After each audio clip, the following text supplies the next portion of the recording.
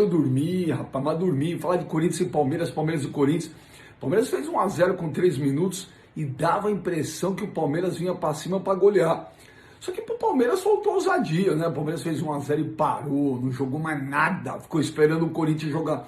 O Corinthians jogou com vontade, correu, raça, né? O Gustavo Mosquito e o Gabriel jogaram muita bola, o Cássio fez 2 grandes defesas. Mas o problema do Corinthians é esse, gente. Esse é o limite do time, falta qualidade. Se não contratar, não tem jeito.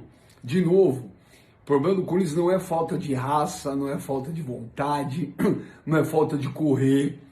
O problema do Corinthians é falta de qualidade, principalmente lá no meio, quem cria para frente para fazer gol. Pô, traz o Borja, que o Palmeiras não quer.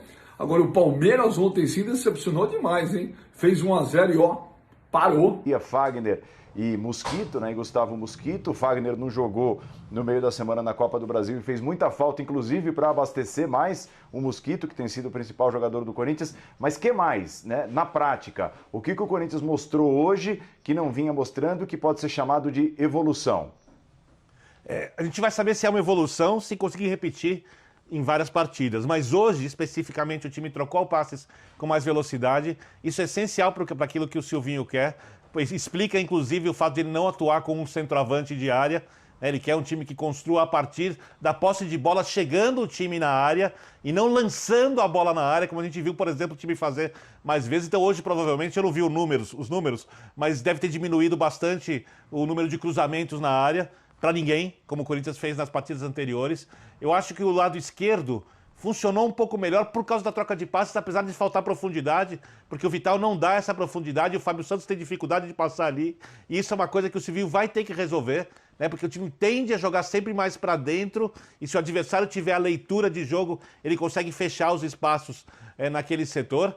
E eu acho que principalmente a marcação mais avançada, mesmo quando não fez uma marcação na área, lá em cima, pressionando, alguns momentos fez, mas mesmo quando não fez, conseguiu ter a leitura de jogo a ponto de impedir o Palmeiras de fazer a transição. E aí, todos nós citamos aqui, e foi perguntado também pro Abel na entrevista, por que o Palmeiras no primeiro tempo não conseguiu contra-atacar? Se a gente for lembrar, o Palmeiras conseguiu um ou outro lançamento para acionar os seus jogadores mais rápidos. Mas ele quase não conseguiu fazer isso porque a marcação à frente foi muito bem feita. E aí tem a sacada do técnico, eu já citei aqui, o Rony marcando junto com o Luan, mais avançado, o Gabriel também joga muito mais avançado, o Cantilho, que seria o jogador de menos pegada dos três, entre aspas, volantes, eu não gosto muito do termo, era o mais recuado. Porque se ele joga um pouco mais avançado, de repente esse passe longo no contra-ataque sai. Então tem vários detalhes de leitura de jogo do Silvinho que funcionaram muito bem no Clássico.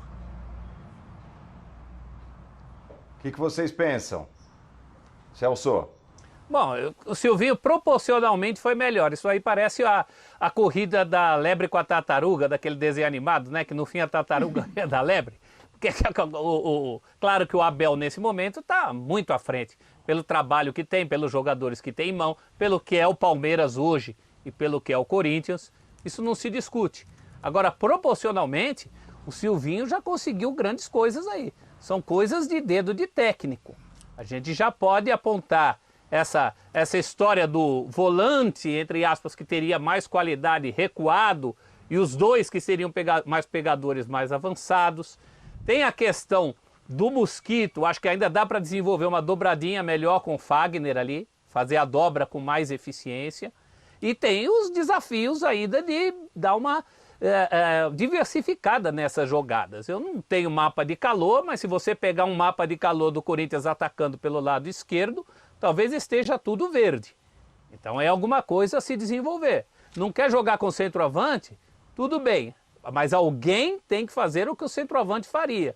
Ou alguém, ou vários. Esse time do Corinthians tem esses jogadores de chegada que substituam a ausência de um centroavante. E mesmo quer chegar tocando a bola. É essa a ideia, né? Mas quem tocando a bola? Quem?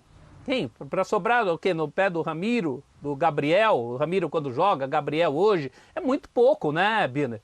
Então tem as ideias e a prática, tem a vida como ela é. E mesmo se achar um jeito de jogar sem centroavante, não custa nada você ter também a opção do centroavante. Isso passaria por uma recuperação do Jô, por uma possível efetivação maior do garoto Cauê, que hoje nem relacionado foi. Enfim, tem muita coisa aí para o Silvinho fazer, mas para passar pelo clássico de hoje, sem vexame, que era a prioridade de 10 entre 10 corintianos, sim, deu com sobra. Estamos aguardando então, daqui a pouco o Silvinho deve falar, se falar nós vamos mostrar dentro dessa edição do Linha de Passe, eu fico o tempo todo aqui inclusive em conversa com o Joãozinho, nosso editor, aguardando a palavra do técnico corintiano do Silvinho. Aliás, né, hoje o Corinthians, quando soltou lá a relação dos jogadores que estavam rumo ao Allianz Parque, o Camacho não apareceu, e, ao que tudo indica, deve selar o Corinthians a negociação com o Santos, e o Camacho, que começou a era Silvinho, né, Pedro, como titular, deve se tornar jogador do Santos em breve. E, evidentemente, aí tem o dedo do técnico Fernando Diniz, que conhece de longa data o trabalho do Camacho, desde lá os tempos do Audax. Vai fazer falta o Camacho ao Corinthians, se for realmente para o Santos, Pedro? Poderia fazer falta, Paulo, só que eu acho que não tinha muito mais a acrescentar e acredito em inícios e finais de ciclos. Acho que tende a ganhar muito mais lá, talvez o Corinthians abriu uma brecha, tentar uma outra situação. E você mencionou uma situação do Silvinho, né, titular no início do Silvinho, e acho que a tal evolução que você perguntou anteriormente ao Celso, a gente pode exemplificar por aí. Porque o Silvinho começa de um jeito, e por onde passa a evolução dele? Dá um passo para trás, entender que aquele modelo de primeiro e segundo jogo ali não funcionou, entender que aquela peça não funcionou. Aí como é que ele passa depois no segundo momento?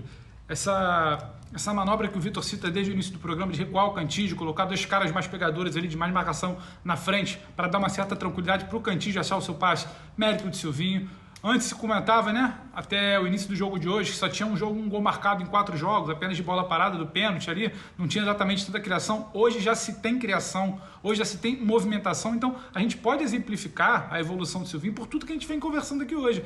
E a situação do Camacho, eu acho que passa um pouquinho por aí do Silvinho tentar entender, repensar, saber o que se quer do Corinthians atual, do elenco que se tem, do grupo que se tem, do que se pode fazer e que o Camacho não iria entregá-lo. Que seja feliz, você lembrou muito bem a situação do Audax e acho que pode acrescentar, entregar algumas coisas que estão faltando no Santos. Acho que a gente vai passar esse assunto daqui a pouco, depois da coletiva do Silvinho. Então acho que talvez fique bom para os dois lados ali, Paulo. E exemplifica a tal evolução do Silvinho que a gente consegue ver. Não é brilhante, mas é um início. Silvinho, fala, Paulo.